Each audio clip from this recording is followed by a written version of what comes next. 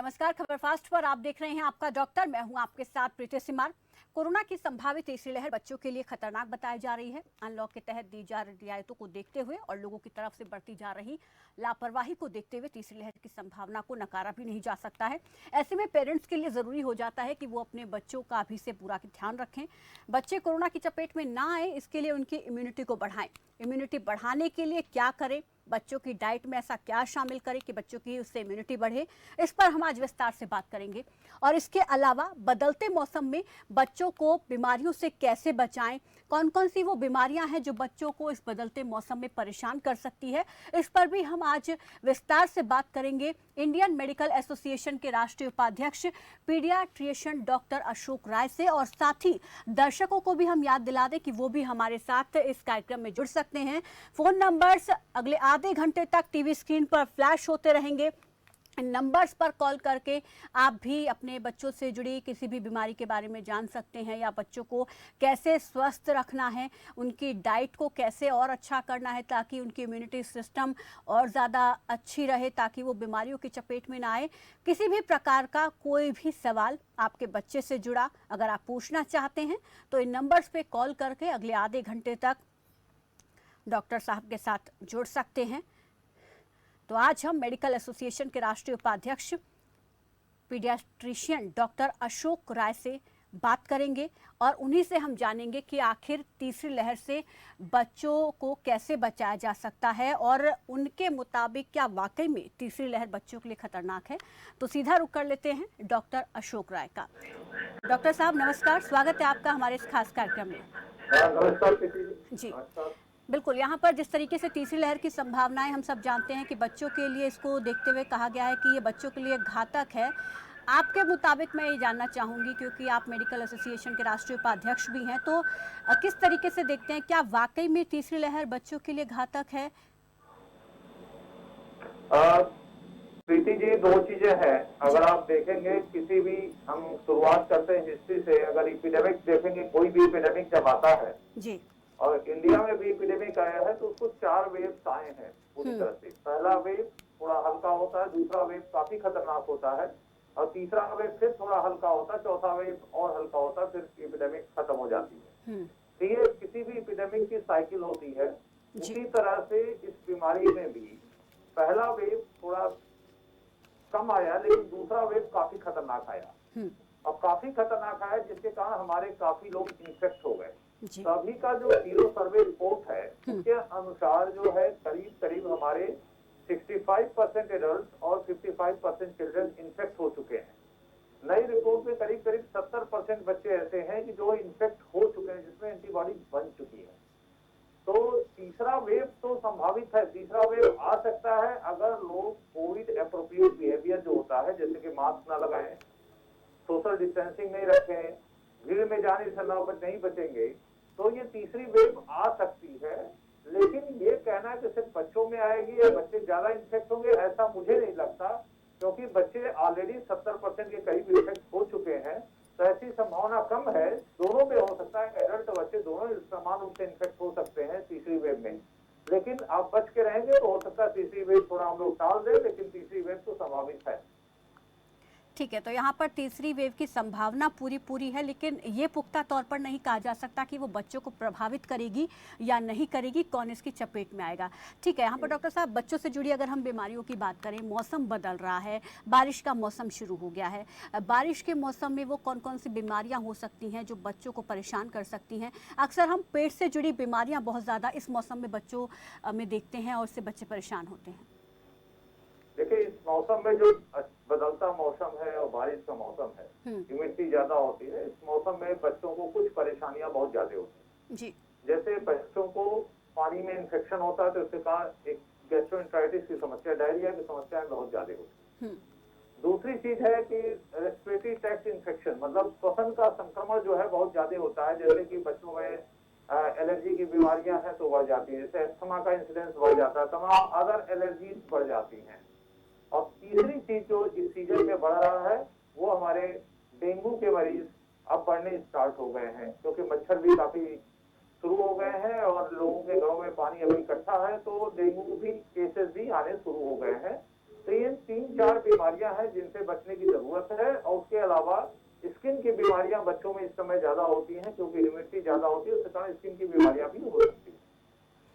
जी, कौन कौन सी वो स्किन की बीमारियां हो सकती हैं, उसमें उनके लक्षण, शुरुआती लक्षण क्या हो सकते हैं जिनको देखा जाए, पहले ही उनकी पहचान की जाए? यूजुअली जो है इस सीजन में जितने भी, अगर किसी को एलर्जिक एक्जिमा हो रहा है तो एक्जिमा का वो बढ़ जाएगा, डर्मेटाइटिस, एटॉपिक डर्मेटाइटिस है वो बढ़ जाएगी। तो इस टाइप की बीमारियां स्किन की बढ़ जाती हैं। और जो सबसे ज्यादा जरूरी मैंने आपको बताया कि इस समय जो है बुखार के केसेस काफी आते हैं। बुखार के केसेस में मेनली डेंगू के केसेस काफी ज्यादा हैं और नॉर्मल वायरल फीवर के केसेस बहुत ज्यादा आ रहे हैं। और इसके अलावा टाइफाइड भी हो रहा है, क्योंकि बरसात के दिनों में पानी में संक्रमण की संभावनाएं बढ़ जाती हैं, जिसके कारण डायरिया और टाइफाइड भी बराबर बराबर होते रहते हैं।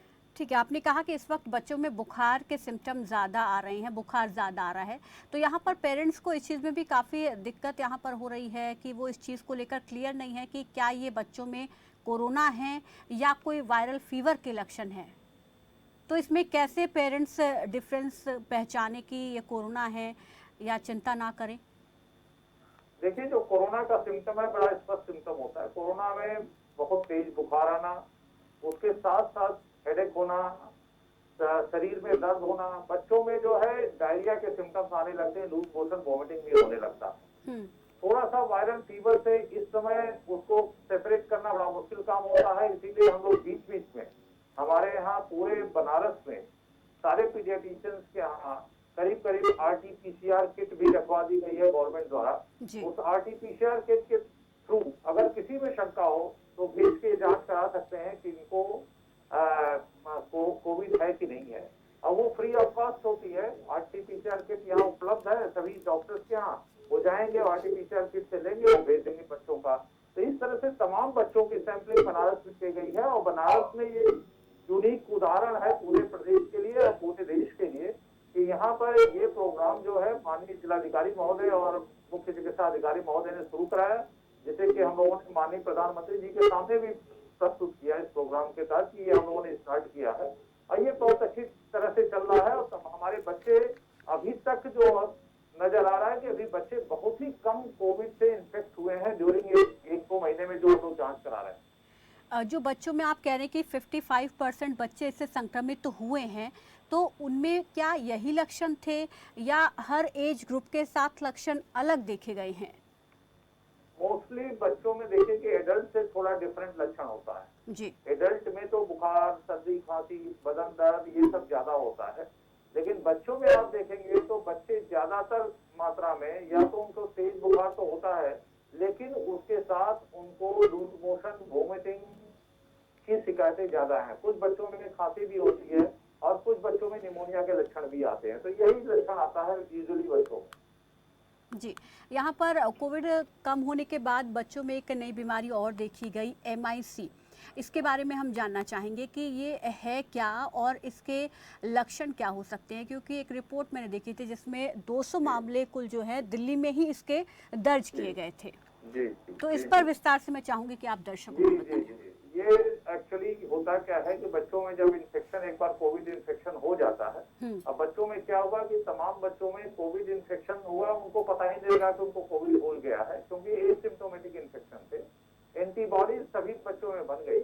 इस एंटीबॉडीज के कारण बीमारी के 1 से 2 महीने के उपरांत जो है एक मल्टी सिस्टम इंफ्लेमेटरी सिंड्रोम होता है। मल्टी सिस्टम इंफ्लेमेटरी सिंड्रोम का मतलब है कि बॉडी के तमाम ऑर्गन्स में सूजन आ जाती है, इन्फ्लेम्ड हो जाते हैं और वो बच्चे हाई ग्रेड फीवर, बहुत तेज बुखार के साथ, लूज मोशन के साथ, वॉमिटिंग के साथ प्रेजेंट करते हैं। कभी कभी वो बच्चे जो है इतने सीरियस हो जाते हैं कि वो शॉक में चले जाते हैं। शॉक मतलब उनका जो है शरीर की ब्लड सप्लाई काफी कम हो जाती है। ऐसे बच्चों को तो एडमिट करके से इलाज करने की जरूरत पड़ती है। और इस तरह के काफी बच्चे पूरी इंडिया में रिपोर्ट किए गए, बनारस में भी रिपोर्ट हुए, पूरी इंडिया में रिपोर्ट किए गए। और हमको लगता है कि मृत्यु दर इसमें होती तो है मल्टी सिस्टम इंफ्लेमेटरी सिंड्रोम से, लेकिन इंडिया में इसमें मृत्यु काफी कम हुई, काफी कम बच्चे जो है हमारे एक्सपायर हुए। ठीक है, इस पर और बात करेंगे, लेकिन इस बीच एक बिहार से दर्शक हमारे साथ जुड़ गए हैं, पहले उनका सवाल ले लेते हैं। रामपाल हमारे साथ जुड़ गए हैं बिहार से। रामपाल जी, स्वागत है, पूछिए क्या पूछना चाहते हैं। नमस्ते मैम। जी। नमस्ते सर।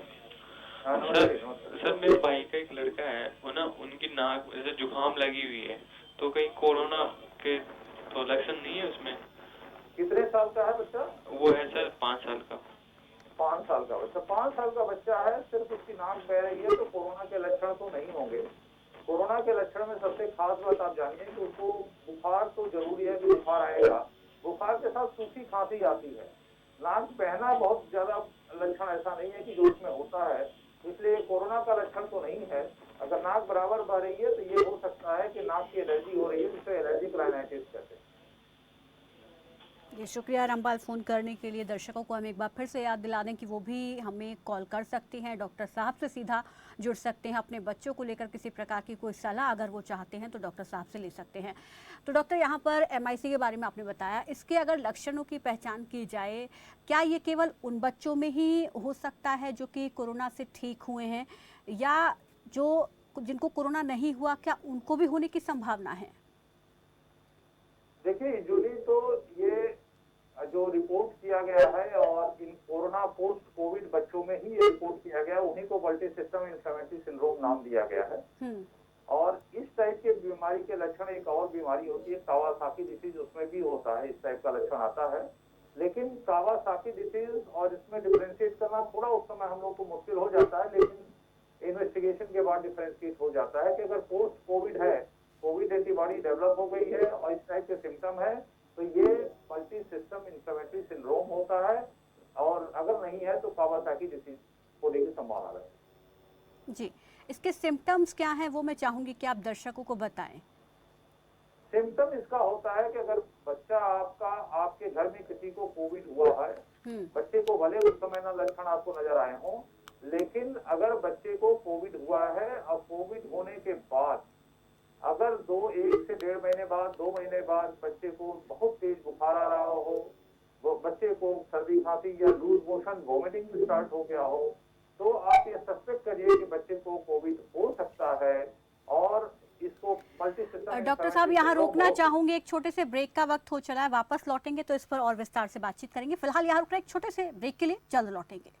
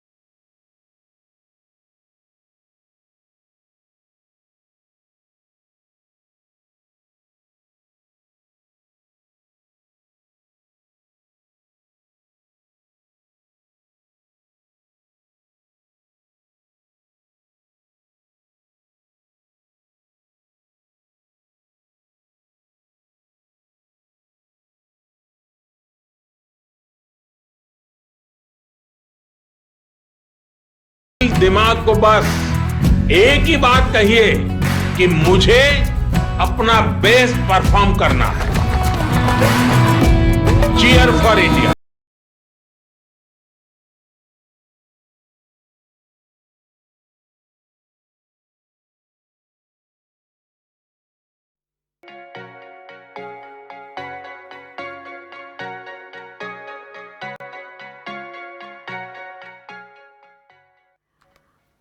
ब्रेक के बाद एक बार फिर से आपका डॉक्टर में स्वागत है। बच्चों की बीमारियों से जुड़ी आज हम बात कर रहे हैं। डॉक्टर साहब हमारे साथ जुड़े हुए हैं। डॉक्टर अशोक जी, यहाँ पर एक और सवाल ये बहुत महत्वपूर्ण बनता है कि क्या जो बच्चे संक्रमित हो चुके हैं, दोबारा जब तीसरी लहर की शुरुआत होगी, हालांकि संभावित है, क्या दोबारा से संक्रमित होने के चांसेस हो सकते हैं?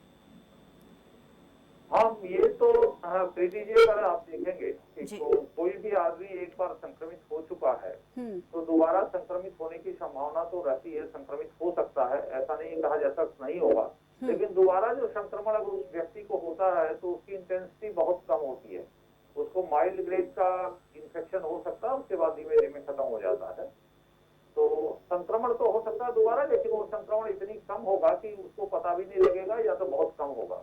क्या दोबारा से फिर एंटीबॉडीज बन सकती है, या जो पहले ही रिकवर करते वक्त एंटीबॉडीज बनी है वही काम करती हैं? नहीं, वो एंटीबॉडी काम करती है, लेकिन बॉडी में मेमोरी सेल्स होते हैं जी। मेमोरी सेल्स के कारण जो क्या होता है कि जितनी एंटीबॉडी है, जब भी कोई वायरस अटैक करता है दोबारा, तो वो एंटीबॉडी काफी मात्रा में प्रोलिफरेट होती है, मतलब काफी मात्रा में बन जाती है, जिसके कारण से पूरे शरीर को प्रोटेक्ट किया जाता है जी। सबसे बड़ी चीज़ होती है किसी भी व्यक्ति के लिए, चाहे बच्चे हों बड़े हों, इम्यूनिटी। अगर वो स्ट्रांग होती है तो हर बीमारी से लड़ने की क्षमता हर किसी के पास होती है। तो बच्चों में इम्यूनिटी को कैसे बढ़ाया जा सकता है? क्या डाइट यहाँ पर बच्चों की होनी चाहिए, उस पर भी मैं बात करना चाहूँगी सर। हाँ, बच्चों में दो चीजें हैं। अगर इम्यूनिटी बढ़ाने का सबसे अच्छा चीज तो ये है कि कोई भी आदमी हेल्दी रहना चाहिए। हेल्दी रहने के लिए सबसे जरूरी क्या होता है, उसका खाना अच्छा हो, उसको प्रॉपर नींद आ रही हो, प्रॉपरली रिलैक्स हो, घर में एटमॉस्फेयर ठीक हो, किसी तरह का तनाव ना हो। अगर ये चीजें होती हैं तो इम्यूनिटी अपने आप बुस्ट हो जाती है। बच्चों की जहां तक बात है तो बच्चों को आपको एक तो हेल्दी डाइट देना चाहिए। हेल्दी डाइट में हाई प्रोटीन डाइट उनको दीजिए। हाई प्रोटीन डाइट से, प्रोटीन से इम्यूनिटी बढ़ती है, तो हाई प्रोटीन डाइट जैसे उनको दूध दे सकते हैं, दाल में प्रोटीन बहुत ज्यादा होती है, सोयाबीन में प्रोटीन ज्यादा होती है, एग खिला सकते हैं, नॉनवेज खिला सकते हैं, मतलब ये सारी चीजें हैं जिनमें प्रोटीन ज्यादा होती है, उसका इस्तेमाल कर सकते हैं। इससे उनकी इम्यूनिटी बढ़ती है। दूसरा, बच्चों को एक पॉजिटिव एटमॉस्फेयर दीजिए घर में। पॉजिटिव एटमॉस्फेयर का मतलब होता है कि बच्चों को एकदम पॉजिटिव रखिए, उनके सामने नेगेटिव बातें मत करिए कि कोविड बहुत फैल गया है, तुमको बहुत नुकसान होगा, ये सब बातें मत करिए।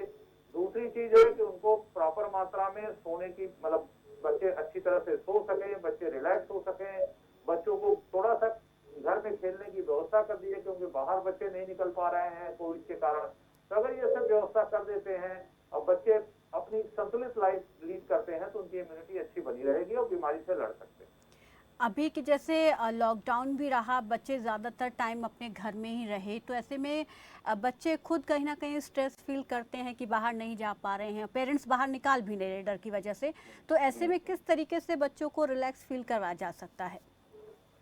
अब देखिए, बच्चों को तो हम लोग जो सलाह देते हैं कि बच्चों को, अगर बड़ा बच्चा है तो उसको थोड़ा सा योगा सिखा दीजिए, थोड़ा उसके साथ जो है कुछ गेम आप खेलिए, जो इंडोर गेम्स होते हैं, घर में जो खेलने वाले गेम्स होते हैं उनको डेवलप करिए, उनके साथ खेलिए। और उसी तरह बड़े बच्चे, छोटे बच्चों के साथ भी खेलने की व्यवस्था करिए ताकि वो खेल सके, तो आपके साथ ही खेल सके, एंजॉय कर सके। लेकिन उनको कुछ न कुछ एंजॉयमेंट का साधन चाहिए और उनको घर पे एंजॉय करना चाहिए, नहीं तो अदरवाइज क्या होता है तो डिप्रेशन में चले जाएंगे। और बच्चे जो है इस कोरोना काल में काफी मात्रा में डिप्रेशन में गए हैं, उनको काफी काफी डिस्ट्रेस में रहे हैं और डिप्रेशन भी काफी बच्चों को डेवलप हुआ है जी। वैक्सीनेशन की भी यहाँ पर बात कर लेते हैं। 18+ तक के लिए वैक्सीनेशन जो है शुरू भी हो चुका है, जल्द ही बच्चों के लिए भी वैक्सीनेशन शुरू हो जाएगा, तो कितना सेफ रहेगा और कौन कौन से बच्चे जो पूरी तरीके से स्वस्थ हैं या किसी बीमारी से ग्रस्त हैं, क्या वो भी वैक्सीनेशन ले सकते हैं? इस पर भी हम चाहेंगे कि आप दर्शकों को क्लियर करें, क्योंकि वैक्सीनेशन को लेकर हमने देखा कि लोगों के मन में काफ़ी ज़्यादा भ्रम है। जी प्रीति जी, सबसे पहले तो ये वैक्सीन, बच्चों की वैक्सीन बता दें तो उसका ट्रायल चल रहा है। 2 से 18 साल के उम्र के बच्चों के बीच के लिए ट्रायल चल रहा है। ये वैक्सीन सितंबर माह तक आने की उम्मीद है, जो इंडिया में मतलब उसका ट्रायल कंप्लीट हो जाएगा और लॉन्च हो जाएगी।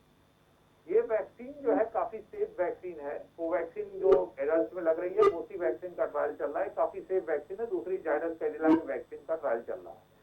ये दोनों वैक्सीन काफी सेफ है और आप बेहिचक लगवा सकते हैं, अपने बच्चों को लगवा सकते हैं, उसमें कोई प्रॉब्लम नहीं आने वाली है, कोई बहुत ज्यादा साइड इफेक्ट उनका नहीं है। अभी तक आप देख लेंगे कि इंडिया में करीब करीब 30 करोड़ लोगों को वैक्सीन की फर्स्ट डोज दी जा चुकी है और उसमें किसी में कोई मेजर साइड इफेक्ट किसी में रिपोर्ट नहीं हुआ है। हालांकि हल्का फुल्का बुखार, सर्दी, खांसी जो थोड़ी बहुत होती है वही रिपोर्ट हुई है और कोई मेजर साइड इफेक्ट नहीं रिपोर्ट हुआ है। उसी तरह की अभी ट्रायल रिपोर्ट में बच्चों में भी यही नजर आ रहा है कि किसी में बहुत मेजर साइड इफेक्ट रिपोर्ट नहीं हो रहा है, न हुआ है। दूसरी चीज, ये वैक्सीन जो है काफी इफेक्टिव भी है।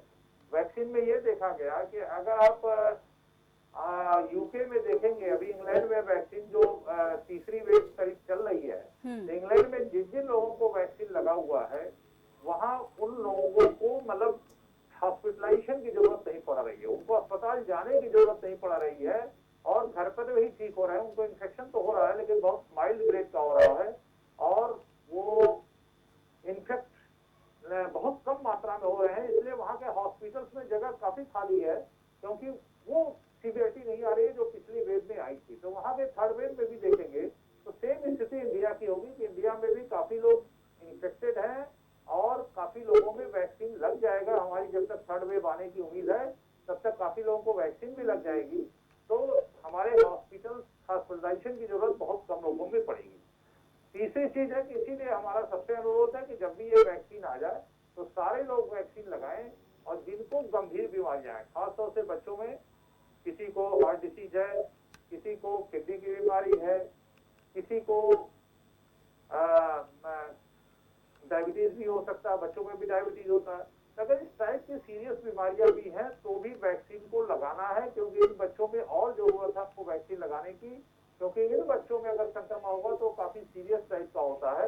इन बच्चों में वैक्सीन जरूर से जरूर लगाएं।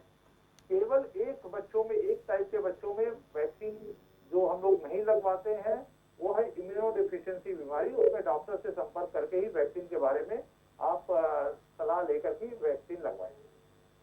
जी, बहुत बहुत शुक्रिया अशोक जी हमारे साथ जुड़ने के लिए, इस तमाम जानकारी के लिए। तो उम्मीद करते हैं कि दर्शकों के सवालों का जवाब हम दे पाए हों। कल फिर हाजिर होंगे नए विषय के साथ, तब तक के लिए आप देखते रहिए खबर फास्ट। नमस्कार।